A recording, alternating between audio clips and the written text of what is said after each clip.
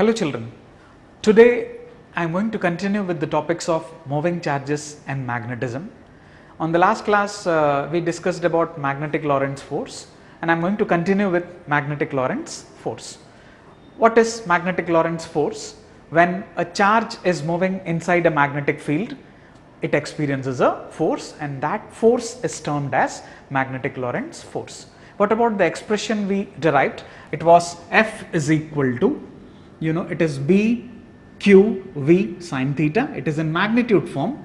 What about in vector form? F vector is equal to Q and the cross product of V and B.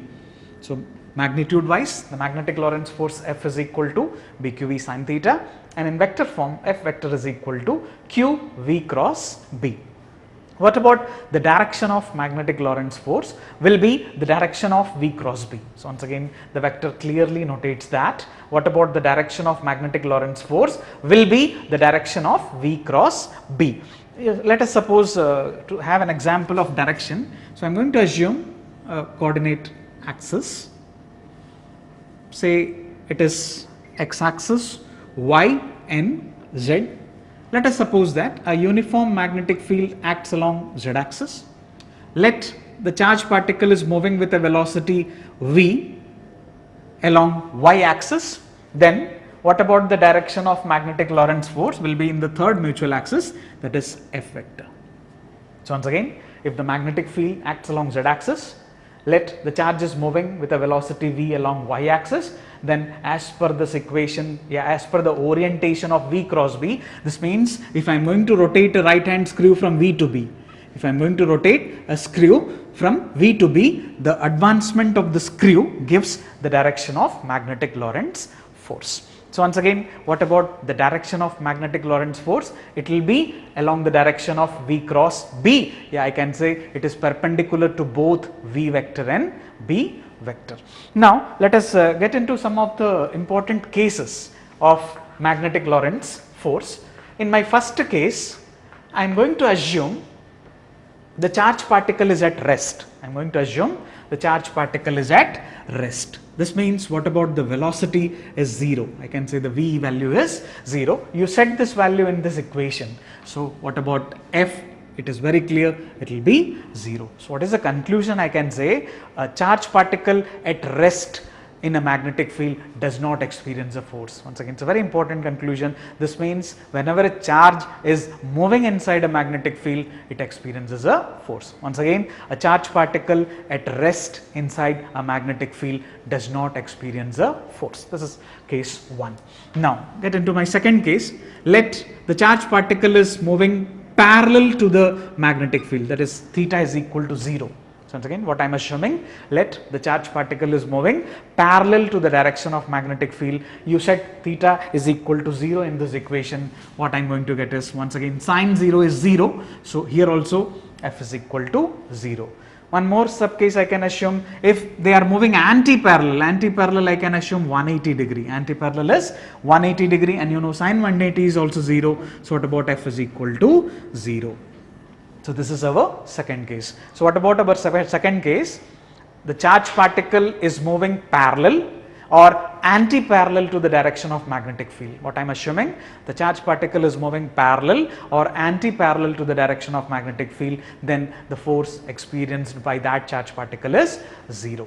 Now what about my third case? Obviously the third case, let us suppose that the charge particle is moving perpendicular to the magnetic field. I am going to assume the charge particle is moving perpendicular to the direction of magnetic field. In that case, what I can say, theta will be 90. Theta will be 90. You set this theta 90 in this equation. What I can say, F is equal to B Q V sin 90, and sin 90 is 1. This means this is the maximum force acting on the charge particle, that is F max is equal to BQV.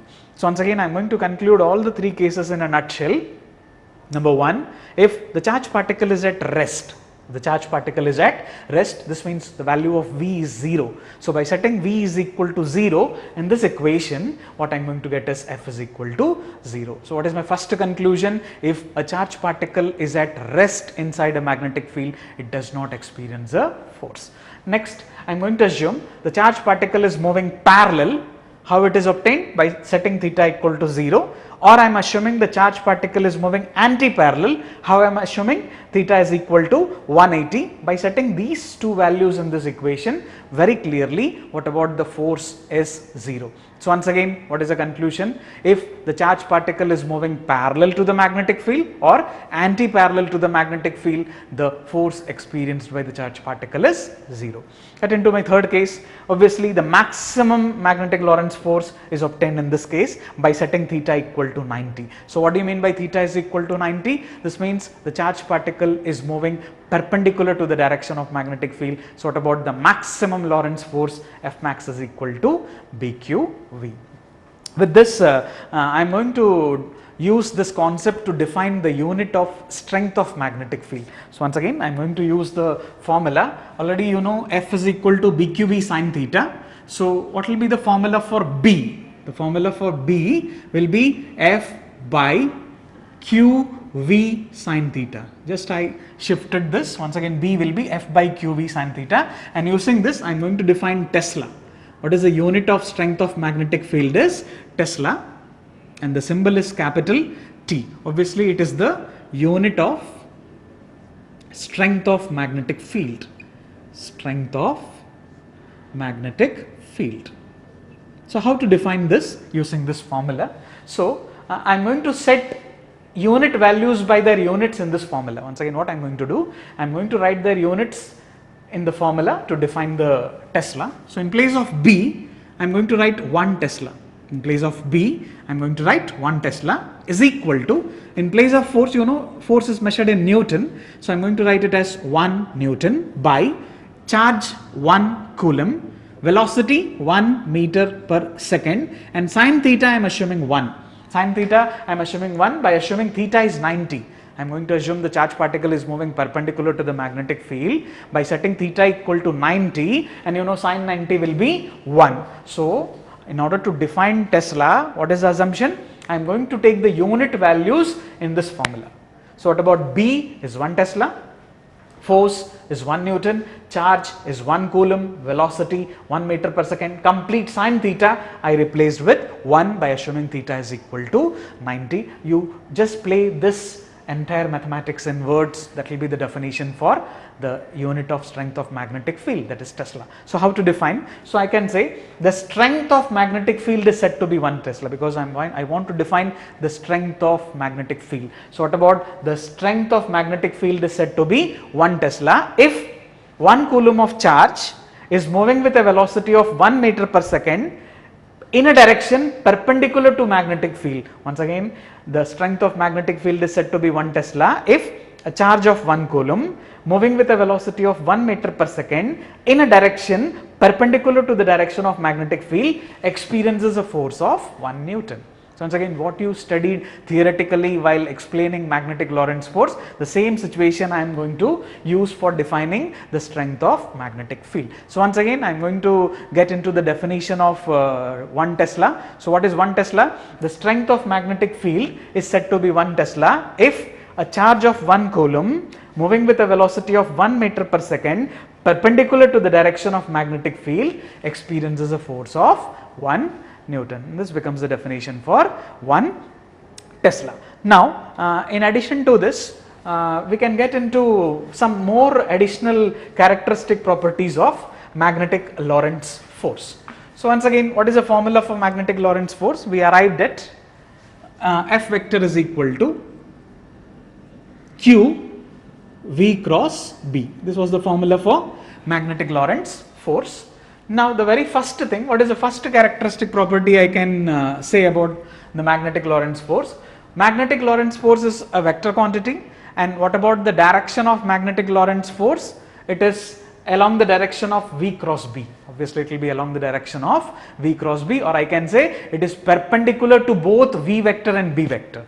It is perpendicular to both V vector and B vector. It is the first characteristic property. What about the direction of magnetic Lorentz force? It is perpendicular to the direction of both V vector and B vector. Secondly, you are able to see the magnetic Lorentz force. If I am going to have a coordinate representation, say it is X, Y, Z, this is magnetic field. say this is velocity and this is force, you are able to see the force and the motion of the charged particle are perpendicular. So what about the magnetic Lorentz force and the velocity or the motion of the charged particle are perpendicular? This means what about the work done by the magnetic Lorentz force is 0. This means very clear, the magnetic Lorentz force does no work. This means no work is done by the magnetic Lorentz force. It's a very important property that we'll use in the forthcoming topics. Once again, what is the logic behind the work done? Since the force and the velocity vector are perpendicular, what about the work done? This means no work is done by the magnetic Lorentz force on the charge particle. We are going to use this in the next topic. In addition, the most important thing, what are the factors on which the magnetic Lorentz force depends? Magnetic Lorentz force depends on the strength of magnetic field. It depends on the strength of magnetic field. In addition, it depends upon the speed of the charged particle. Most important, if I am going to assume a charged particle is moving in a magnetic field, obviously it experiences a magnetic Lorentz force. On what factors the magnetic Lorentz force depends? I said it depends on the strength of the magnetic field, and also it depends upon the velocity of the charged particle. So once again, I am going to recap all the important characteristic properties of magnetic Lorentz force. What is the first thing I said? The magnetic Lorentz force is perpendicular to both the direction of motion of charge and direction of magnetic field. Second, the magnetic Lorentz force does no work on the charge. The magnetic Lorentz force does no work on the charge, as it always acts perpendicular to the motion of the charge.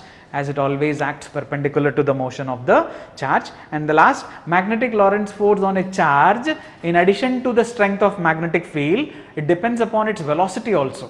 You should know, magnetic Lorentz force on a charge, in addition to the strength of magnetic field, depends upon its velocity also. So with this, I am going to get into the next topic, that is total Lorentz force. What about the total Lorentz force?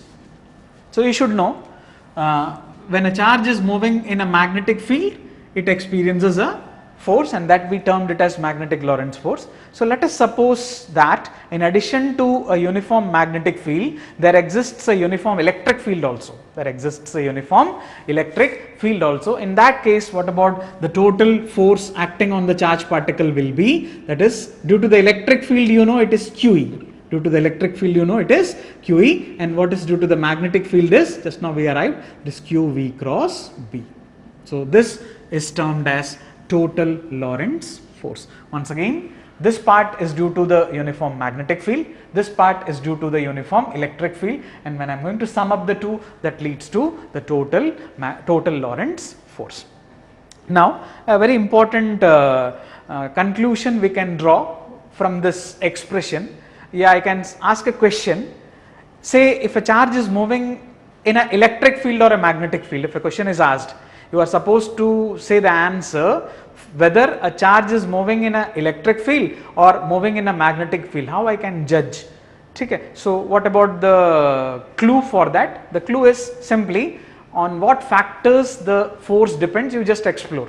So let us suppose that if at a point a charge moving in a field experiences force which varies directly as the strength of electric field. Ultimately what I am saying, at a point a charge is moving in a field, experiences a force which varies directly as the strength of field but does not depend upon the velocity. I am assuming it depends only on the magnitude of the strength of the field, it does not depend upon the velocity of the charge. Then obviously we can clearly conclude that the charge is moving in an electric field.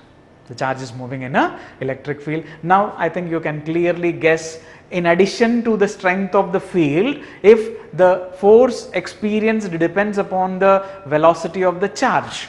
This means the value is going to change if the charge is at rest or if it is moving with some angle, then surely the charge is moving inside a magnetic field. So what was my question? Whether a charge is moving in an electric field or a magnetic field, how we can decide? So we can recap this. If at a point a charge moving in a field experience force which varies directly as the strength of the field but does not depend on the velocity of the charge, then the charge is moving inside the electric field only. Now, whereas if at a point a charge moving in a field experiences force which varies directly as the strength of the field as well as its velocity, then the charge is moving inside magnetic field. Now, I am going to discuss the motion of a charged particle inside a magnetic field.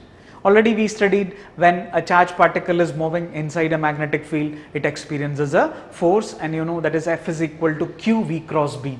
What about the magnitude? Yeah, the value F vector is equal to Q V cross B.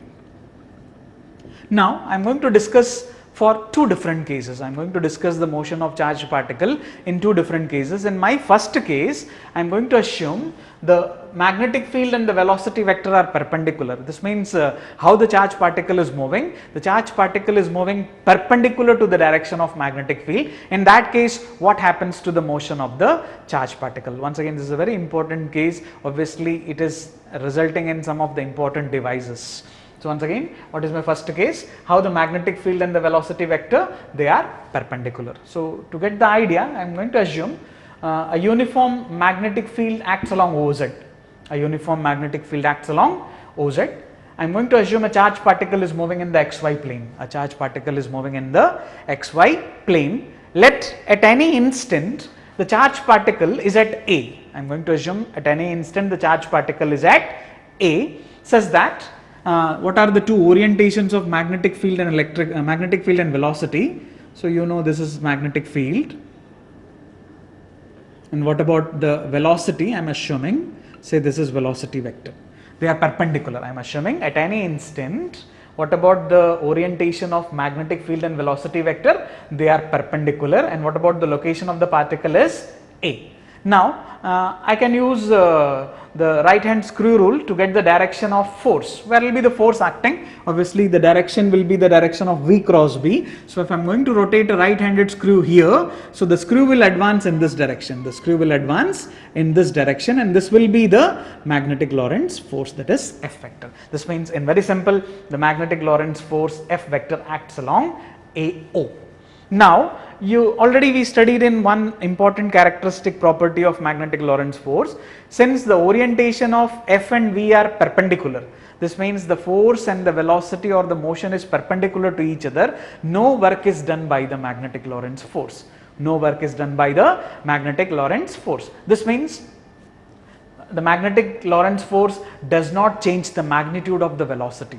It does not change the magnitude of the velocity of the charged particle, but it changes the direction of the velocity of the charged particle. To be very clear, since the force does no work, what is the conclusion I can draw? It does no work means the magnitude of the velocity remains unchanged, whereas the direction of the velocity keeps on changing at each and every point. This means in a single line I can say this magnetic Lorentz force provides centripetal force to the charged particle. So, once again, as per the orientation, I am going to assume the charged particle is located at A such that B and V are perpendicular to each other. Now, if I am going to say the direction of magnetic Lorentz force from this equation, it is very clear, it acts along AO. It acts along AO. So, what is the conclusion I can draw? Since the force and the velocity are perpendicular, the magnetic Lorentz force does no work. Does no work. This means the magnitude of the velocity remains unchanged, whereas the direction of the velocity is going to change at each and every point. So, what is the conclusion? The magnetic Lorentz force provides a centripetal force. This means the charged particle starts moving in a circular path. It starts moving in a circular path. So, let us justify this by assuming some more points. You can see, you can focus on the diagram. Say at B, you are able to see B and V are perpendicular. What about the direction of magnetic Lorentz force? Is along BO. Is along BO. Similarly, I am going to assume one more point C. You can focus on the diagram. C, what about the direction of B and V? They are perpendicular, and where the magnetic Lorentz force acts, it acts along CO. This means at each and every point, the direction of the velocity is going to change. This means the charged particle gains a centripetal force. Now, the most important thing in this is we are going to derive some mathematical expression. We are going to derive some mathematical expression. So, what is the first expression? I am going to derive radius of the circular path. I am going to derive radius of the circular path. Obviously here what is the thing that is responsible for the centripetal force is the magnetic Lorentz force. This means I can equate the magnetic Lorentz force to the centripetal force. From that I am going to start. So what is my first expression? Radius of the radius of the circular path. Now what is the formula? I can say the magnetic Lorentz force, that is BQV sine theta, provides the centripetal force, that is mv square by r. You know, since the angle between B and V is 90, sine 90 is 1. So directly I can write BQV is equal to mv square by r, and you know the reason, since theta is equal to 90. Now I can cancel off one velocity on both sides. I want an expression for r, so we just make a shuffling. R will be mv by bq. R will be mv by bq. This is my first expression. Obviously this is the expression for the radius of the circular path covered by the charged particle due to the magnetic Lorentz force. Now some important conclusions you are able to see from this. You are able to see what are the factors on which the radius of the circular path depends. So let us explore. When B and V are perpendicular, it follows that faster the particle moves, the larger is the radius of the circular path. Faster is the particle moves, the larger is the radius of the circular path. Number 2, heavier the charged particle, the larger is the radius of the circular path. And number 3, greater the strength of magnetic field, the smaller is the radius of the circular path. So once again, based on this equation, how R and V are related? They are directly related. How R and M are related? They are directly related. How R and B are related? They are inversely related. Based on this, we concluded that faster the particle moves, the larger is the radius of the circular path. Heavier the charged particle, the larger is the radius of the circular path. The last, greater the strength of magnetic field, the smaller is the radius of the circular path. Now, I am going to get into the next expression. Obviously this is the expression for radius. I am going to get an expression for time period. Obviously what is the time period for the circular motion of the charged particle? You know, time period is t. Time period is t, and you know t is basically time is distance by velocity. Time is distance by velocity. So what is the distance in a circle is the circumference. So I can say it is 2 pi r by velocity is v. So I can set, what about r? R is mv by bq. So I can put it 2 pi in place of r, it is mv, and already one v is here, into bq. So you are able to see v cancels off. So what is time period is 2 pi m by bq. What I am getting is 2 pi m by bq. So obviously this is the expression for time period of the charged particle for that circular motion. What about the angular velocity? You know, angular velocity, I can say it is omega. Omega, you know, it is 2 pi by time period. Angular velocity is omega, and omega is 2 pi by time period. You put the value of time period, it will be 2 pi by 2 pi m by bq moves up. So what happens? You are able to see 2 pi cancels off, and it is bq by m. So these are the three important expressions related to the motion of charged particle inside a magnetic field. The case is when V is perpendicular to B vector, when V vector is perpendicular to B vector. Once again, what about my first expression is for the radius. The radius of the circular path covered by the charged particle is R is equal to mv by bq. Number 2, what about the time period of the charged particle? Comes out to be 2 pi m by bq. And what about the angular velocity of the charged particle? Comes to be bq by. So one more important conclusion. So when a charged particle moves perpendicular to the direction of magnetic field, you are able to see the expression for time period. Yeah, you can able to see the expression for angular frequency. They do not depend upon the speed or radius. Once again, two important parameters. One is the speed, another is radius. So the angular velocity or the time period of the charged particle does not depend upon the radius of the circular path. It also does not depend upon the speed of the charged particle. So this fact is used in the construction of some accelerators like cyclotron. So once again, what is the thing I am going to speak? Since the angular velocity or the time period of the charged particle is independent of the velocity, is independent of the radius, ultimately that fact is used in the construction of some particle accelerators, some positively charged particle accelerators like cyclotron. So with this I am going to get into my second case. What is my second case? The magnetic field and the velocity vector are inclined to each other. I am going to assume the magnetic field and the velocity vector are inclined to each other. In that case, what about the motion? We are going to conclude. So let us suppose that I am going to assume a uniform magnetic field acts along z axis.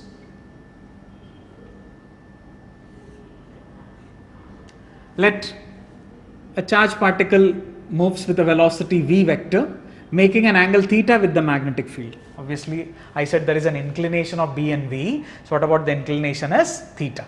So in order to arrive at the result, I am going to resolve this v into two components. You resolve v into two components. So obviously the resolution will be like this. One component is along the direction of magnetic field, that is Vb. Another is normal component, I am going to write Vn. So V has been resolved as Vbn, Vn. What about Vb is V cos theta, and what about Vn is V sin theta. Now let us explore the case component wise. You are able to see the magnetic field and Vn are perpendicular. The magnetic field and Vn are perpendicular. So this component of velocity provides a centripetal force to the charged particle. Once again, you are able to see from the diagram, since the component Vn is perpendicular to magnetic field, and you know, just we studied, when the magnetic field is perpendicular to the velocity, the charged particle experiences a centripetal force. This means due to the component Vn, what happens to the charged particle? The charged particle starts moving in a circular path. Once again, what about the radius of the circular path? It is mv by bq, and this time it is Vn. So what about mvn is mv sin theta by bq, and this becomes the expression for radius in this case. Now in addition, what about the time period? Time period, I said it is time period is 2 pi r by Vn. 2 pi, what about r is? 2 pi into r is mv sin theta by bq into Vn is v sin theta. Just I replace v with v sin theta, nothing else. So you are able to see v sin theta cancels off. So what is the expression I am going to get is 2 pi m by bq. So you are able to see very clearly the two expressions are same. This means a very important conclusion I can draw, whether the charged particle is perpendicular to the velocity, whether the charged particle is moving perpendicular to the magnetic field or at some angle. The time period does not depend on those orientations. The time period does not depend on those orientations. Now, so once again, in a very simple language, due to the component Vn, what happens to the charged particle? Say if there is a charged particle, it starts moving in a circular path like this. Now what is the role of Vb? Now, due to this component, the charged particle starts moving along the direction of magnetic field. So what the component Vb do? Vb also has a role. Due to this Vb, what happens to the charged particle? The charged particle starts moving along the direction of magnetic field. So obviously the type of pattern I am going to get is a helical path. What is the type of pattern of motion of charged particle? I am going to get a helical path. So once again, when I am going to resolve V, one is Vn, another is Vb. Vn is responsible for the centripetal force due to which the charged particle starts moving in a circular path.